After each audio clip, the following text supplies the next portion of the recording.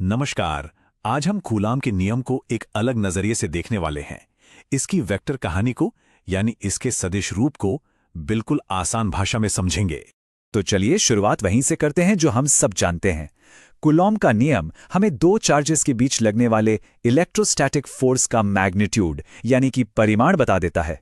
पर यह तो सिर्फ ये बताता है कि फोर्स कितना मजबूत है। असली सवाल तो यह है कि वो फोर्स लग किस दिशा में रहा है, डायरेक्शन क्या है उसका। ठीक है, तो अब अगर हमें डायरेक्शन पता करनी है तो सबसे पहले ये जानना जरूरी है कि हमारे चार्जेस आखिर स्पेस में हैं कहाँ, उनकी लोकेशन क्या है। और इसके लिए हम वेक्टर्स यानी सदिशों का इस्तेमाल करते हैं। चलिए ऐसा सोचते हैं कि हमारे पास एक XY प्लेन है। समझ लीजिए एक खाली नक्शा है और इस पे हम अपने दो पॉजिटिव चार्जेस Q1 और Q2 कहीं भी रख देते हैं। तो अब इनकी लोकेशन को पक्के तौर पर कैसे बताएं? इसके लिए हम एक चीज का इस्तेमाल करते हैं जिसे कहते हैं पोजीशन वेक्टर या स्थिति सदिश। ये बिल्कुल एक तीर की तरह है जो हमारे नक्शे के सेंटर यानी ओरिजिन से शुरू होता है और सीधा हमारे चार्ज की तरफ इशारा करता है। समझिए कि ये उस चार्ज का एड्रेस बता रहा है। तो जो वेक्टर Q1 की तरफ इशारा कर रहा है उसे हम R1 वेक्टर कहेंगे और जो Q2 की तरफ इशारा कर रहा है वो हो गया R2 वेक्टर। हो गया ना दोनों का अपना अपना यूनिक एड्रेस। बहुत बढ़िया। अब हमें चार्जेस की लोकेशन तो पता चल गई। अगला कदम है इनके बीच की दिशा को समझना।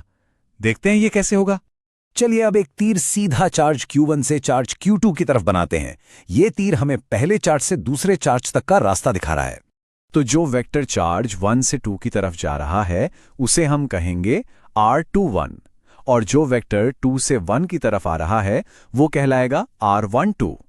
एक बात पे गौर कीजिए, इन दोनों की लंबाई तो बिल्कुल बराबर है लेकिन इनकी दिशाएं एक दूसरे से एकदम उल्टी हैं। अच्छा, अब यहां एक बहुत ही जरूरी बात आती है। देखिए, हमें सिर्फ और सिर्फ डायरेक्शन चाहिए और कुछ नहीं। तो इसके लिए हमारे पास एक खास टूल है जिसे कहते हैं यूनिट वेक्टर या एकांक सदिश। इसका मैग्नीट्यूड हमेशा 1 होता है। इसका इकलौता काम है एक खास दिशा की ओर इशारा करना, बस। तो R21 के ऊपर जो ये कैप या टोपी है ये हमें Q1 से Q2 की ओर का शुद्ध डायरेक्शन दिखा रहा है और वैसे ही R12 कैप हमें Q2 से Q1 तक की दिशा बता रहा है। तो अब हमारे पास सारी चीजें तैयार हैं। कूलॉम के नियम से फोर्स का मैग्नीट्यूड और यूनिट वेक्टर से उसकी डायरेक्शन। चलिए अब इन दोनों को मिलाते हैं। देखिए, किसी भी वेक्टर को लिखने का एक सीधा तरीका है। उसका मैग्नीट्यूड लो और उसे उसकी डायरेक्शन से गुणा कर दो। तो हम अपने फोर्स वेक्टर को भी बस इन्हीं दो आसान स्टेप्स में बना लेंगे। सबसे पहले देखते हैं कि चार्ज Q1 पर क्या हो रहा है। क्योंकि दोनों चार्ज पॉजिटिव हैं तो Q2 उसे अपने से दूर धकेलेगा यानी रिपेल करेगा।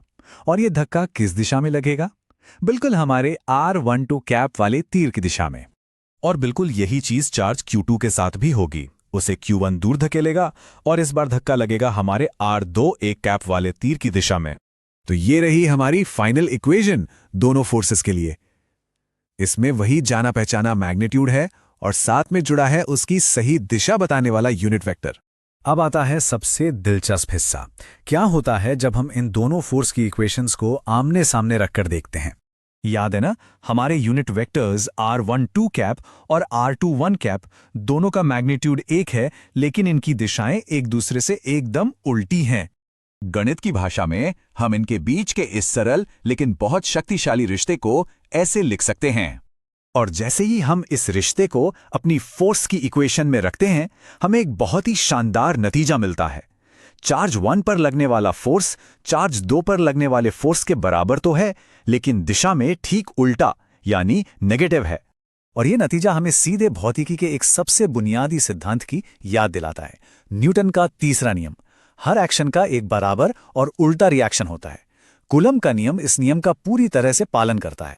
आखिर में चलिए इस फॉर्मूले को लिखने का एक और तरीका देख लेते हैं जो किताबों और एग्जाम्स में अक्सर दिखाई देता है।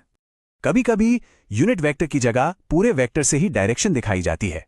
जब ऐसा होता है तो फॉर्मूले में नीचे यानी डिनोमिनेटर में R² की जगह R³ आ जाता है।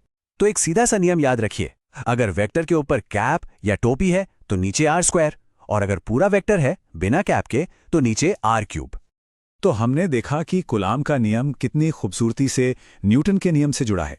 ये फिजिक्स में एक गहरी कंसिस्टेंसी दिखाता है और ये हमें एक बड़े सवाल पर सोचने के लिए छोड़ जाता है। क्या ब्रह्मांड की हर फंडामेंटल फोर्स न्यूटन के तीसरे नियम का पालन करती है? सोचिएगा जरूर।